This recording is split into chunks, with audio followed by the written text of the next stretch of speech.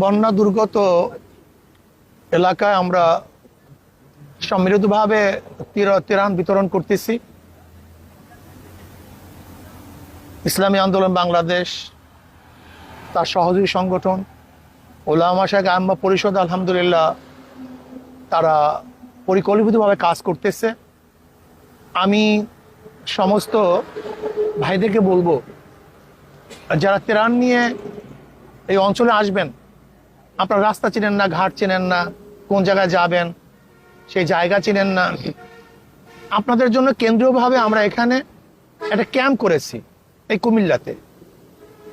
যদি আপনারা ক্যাম্পে এসে এন্ট্রি করেন, তাদের সাথে পরামর্শ নেন, সহযোগিতা কামনা করেন, তাহলে ওলামা শাইখ আম্মা পরিষদের এই আমাদের কেন্দ্রীয় ক্যাম্পে সব সময় আপনাদের জন্য, আপনাদের কাছে থাকার জন্য লোক তৈয়ার আছে।